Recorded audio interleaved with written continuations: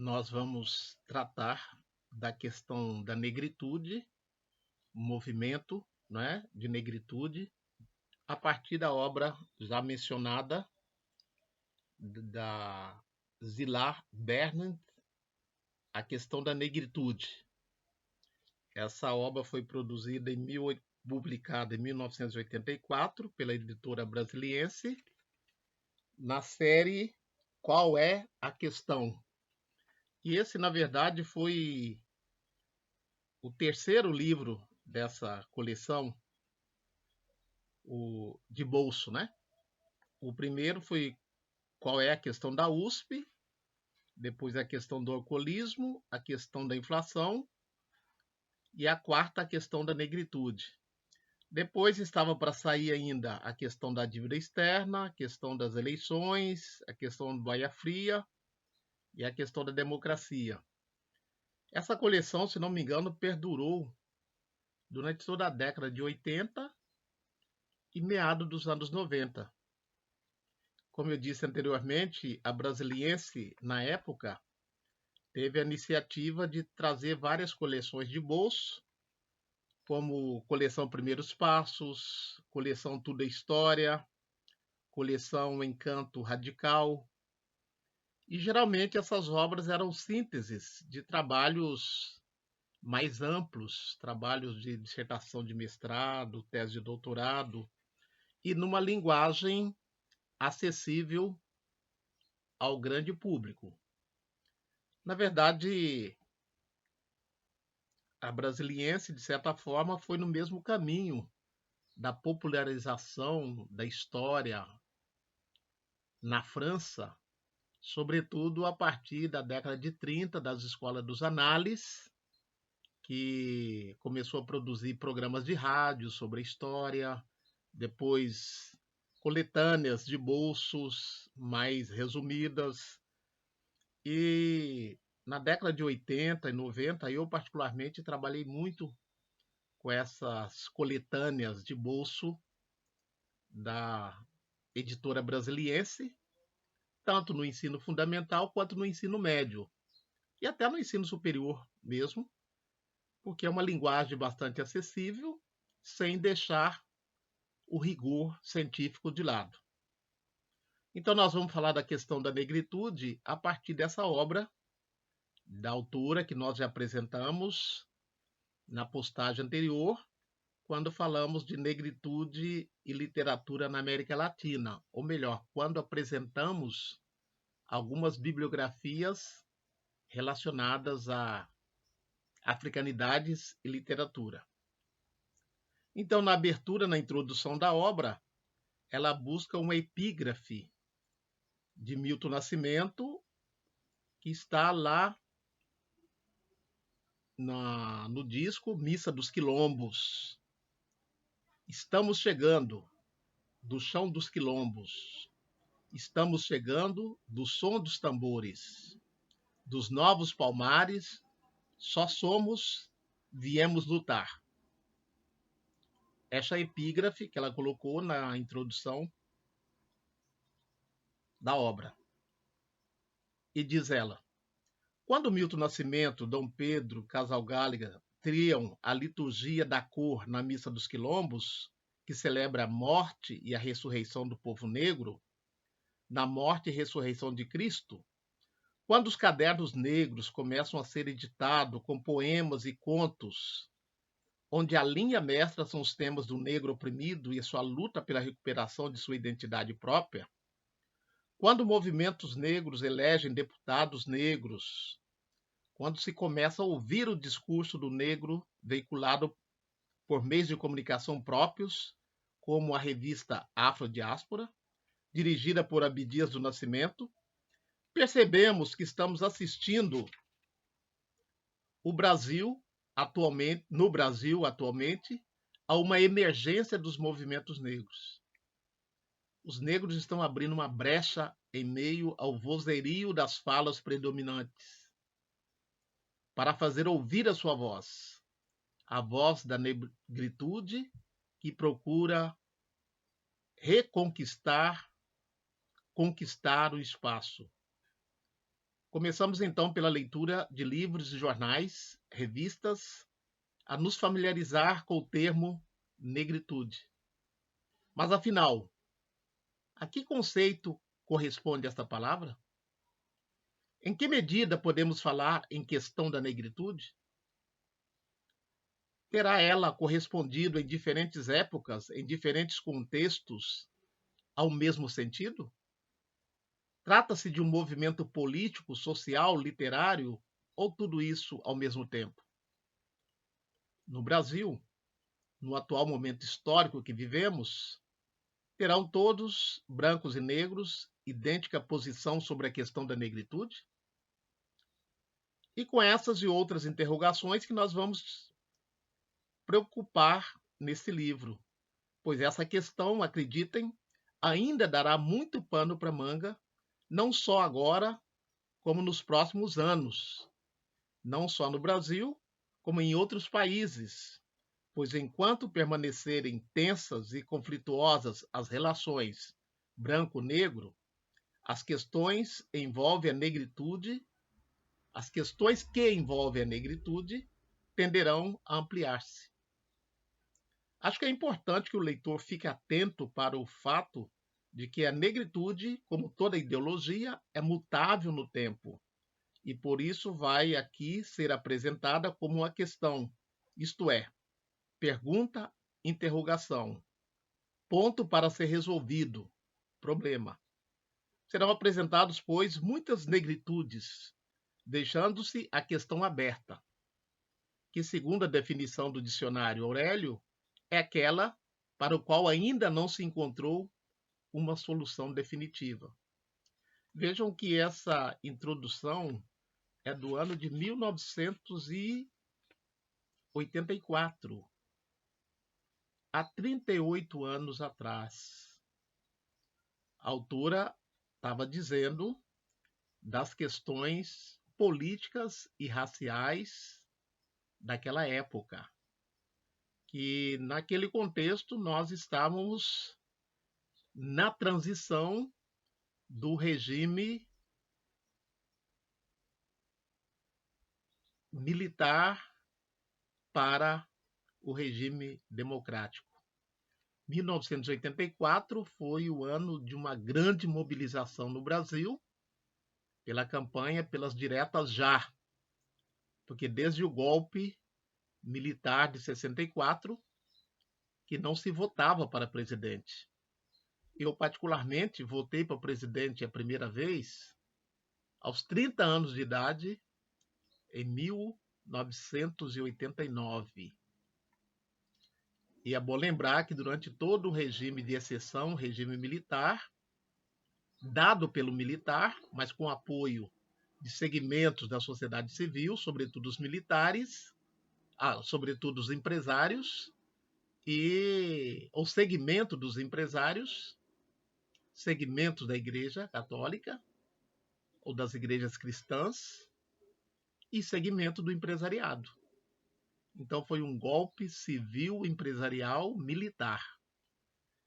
E nesse contexto, os movimentos sociais todos ficaram na clandestinidade, inclusive o movimento negro, que começou-se a reorganizar publicamente em 1978.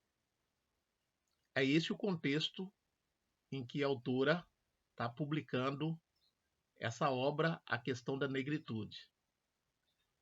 Então, o primeiro capítulo, ela traz o seguinte título: Negritude, um conceito plural. E ela traz como epígrafe da abertura do capítulo um trecho de Diva D'Amato, que diz assim: negritude, uma palavra brandida como uma arma ou acenado como uma bandeira. Fecha aspas. E a autora segue definindo, conceituando negritude numa perspectiva plural. Num livro intitulado Pele Negra, Máscaras Brancas, Frantz Fanon, pensador e psicanalista antiliano, relata uma experiência vivida de um negro, onde conta as dificuldades que o homem de cor encontra ao enfrentar o mundo branco. Ao longo dos séculos, teceram-se, através de anedotas, de estereótipos, de versões históricas manipuladas, imagens negativas associando o negro à barbárie, à sensualidade, à antropofagia e à escravidão. Olha um negro. Mamãe, um negro, tenho medo. Estas foram as frases ouvidas por um negro das Antilhas ao chegar na Europa. Vendo-se em tal situação, sobrevém a vergonha, o desejo de ser igual ao branco, a ânsia de libertar-se desse emparelhamento construído pelos preconceitos. O que sucede então? Sentimento de inferioridade, sensação de não ser igual ao outro, de não ser. Constata a perda de seus referentes, da memória de sua raça, que os brancos trataram de o pacificar durante muitos séculos de colonização. Neste momento de crise, surge uma fenda, uma ruptura que origina a tomada de consciência da existência de dois mundos, o mundo branco e o mundo negro. Em meio a esse dilaceramento, provocado pelo desconhecimento da própria identidade, escuta-se um canto. Aqueles que não inventaram nem a pólvora nem a bússola, aqueles que nunca souberam dominar nem o vapor nem a eletricidade, aqueles que não exploraram nem os mares nem o céu, mas aqueles sem os quais a terra não seria terra. É o canto de Aimé Césaire, poeta da Martinica, a quem se pode ser atribuído a criação da palavra negritude. Com a evocação das origens, dá-se o despertar, a conscienciação que aqueles seus irmãos e que juntos poderão realizar a volta ao país natal, redescobrir as raízes. Surge assim a canção da negritude, como afirmação dos valores negros, como desejo de recuperar o orgulho de ser negro. Nesse sentido, a negritude nasce como uma força de antirracismo, como um movimento de legítima defesa contra o racismo. O que podemos considerar em um primeiríssimo momento com as manifestações da negritude? Em sua acepção mais ampla, como o momento primeiro de uma tomada de consciência de uma situação de dominação, de expoliação e discriminação, podem ser consideradas como manifestações da negritude a revolta dos escravizados no Haiti, onde, liderado por Toussaint Louverture, os negros chegaram a obter a independência do país em 1804. Os quilombos brasileiros que representaram o primeiro grito negro contra a dominação branca.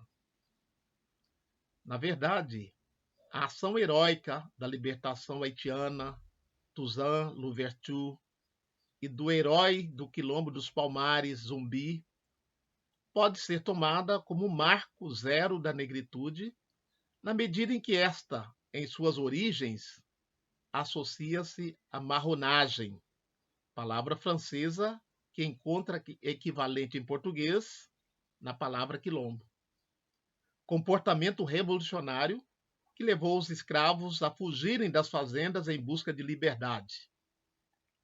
Logo, não foi sem razão que Aimé Césaire, por volta de 1930, afirmou que o Haiti foi o país onde a negritude ergue-se pela primeira vez, pois essas rebeliões de escravos e suas tentativas de se organizarem social e politicamente representaram o início de uma luta por uma vida autônoma, longe da vizinhança implacável do colonizador.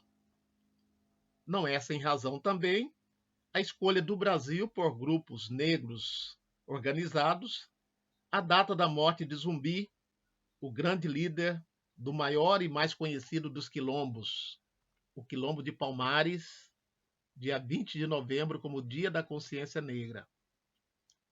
Antes, porém, de continuar mostrando a vocês as modificações que foi sofrendo a negritude ao longo da história, gostaria de chamar a atenção para os muitos sentidos a que a palavra negritude pode remeter. E aqui, um primeiro alerta. Toda palavra polissêmica, isto é, que possui várias significações, e negritude é uma delas, deve merecer, de nossa parte, quando a lemos ou utilizamos, um grande cuidado, pois, ao entrar no circuito da comunicação, pode nos levar ao erro. Vou partir de um artigo de Lillian Castillout, grande estudiosa da negritude, publicado em 1973, no qual a autora refere as múltiplas significações desse vocábulo, que é um neologismo, pois surgiu na língua francesa há mais ou menos 50 anos. Negritude, em suas muitas significações, pode remeter ao fato de pertencer à raça negra, à própria raça enquanto coletividade, à consciência e à reivindicação do homem negro civilizado, a característica de um estilo artístico ou literário, ao ser no mundo do negro, segundo Sartre, ao conjunto de valores da civilização africana, segundo Senghor. É interessante notar que no Brasil a palavra negritude, registrada pela primeira vez em 1975, no Dicionário da Língua Portuguesa de Aurélio Buarque de Holanda. Os dicionários anteriores, inclusive o do próprio Aurélio, não a registravam, o que comprova tratar-se de um neologismo formado, por sinal, a partir do latim. No novo dicionário, Aurélio define negritude como, estado ou condição das pessoas de raça negra. 2. Ideologia característica da fase de conscientização pelos povos negros africanos da opressão colonialista, a qual busca reencontrar a subjetividade negra, observava objetivamente na fase pré-colonial e perdida pela dominação da cultura ocidental. Notem essa passagem, característica de uma fase de conscientização. Aceitando-se essa definição, a negritude pode ser vista como uma etapa que, portanto, deverá ser substituída por outra. Deste modo, esse conceito encerra a noção de negritude como algo transitório, algo a ser ultrapassado após a fase de conscientização. Esse aspecto da superação ou não da negritude deverá voltar à baila ao longo dessa exposição, pois vou sempre mostrar a você, leitor, a posição de diversos autores para que, ao chegarmos ao balanço desse movimento, você disponha dos elementos necessários para ter a sua posição.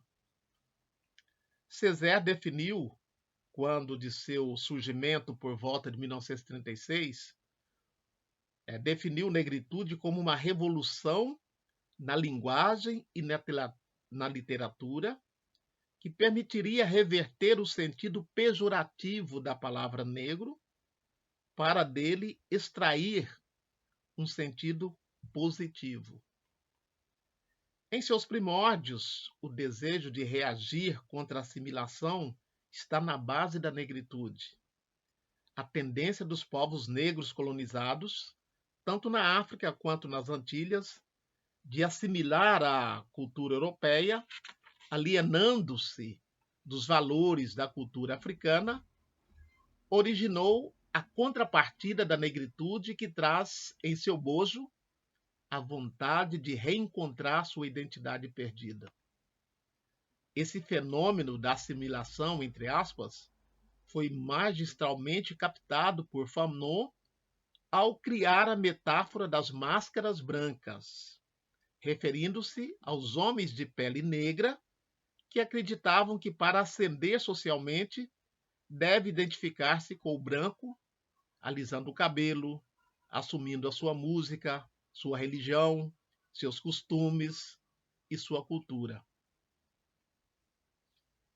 Que acontecimentos históricos cercaram ou marcaram os anos 20 e 30, período da gestação da negritude?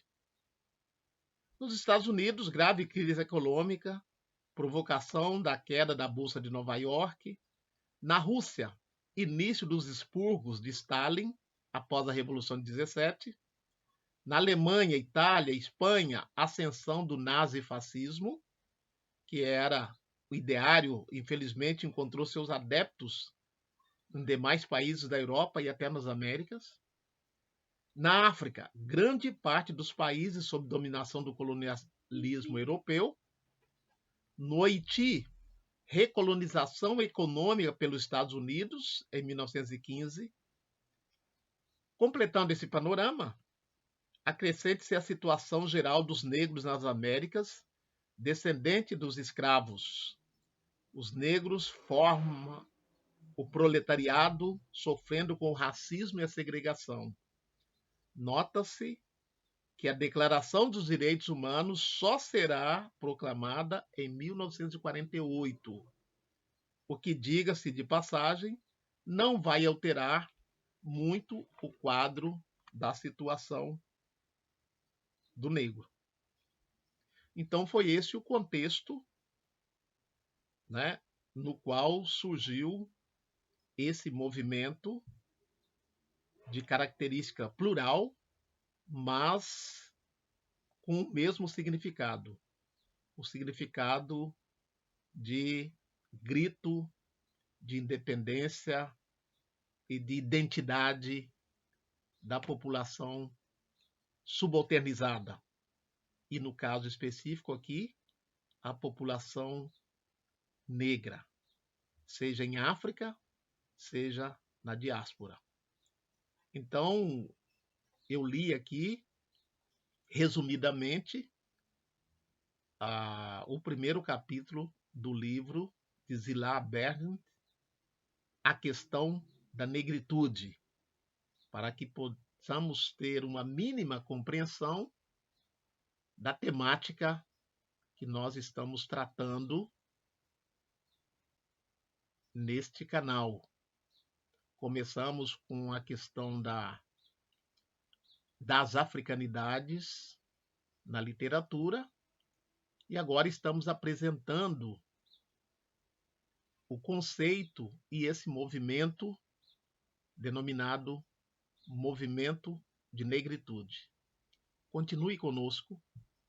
Nas próximas postagens daremos sequência à temática a partir dessa referência bibliográfica.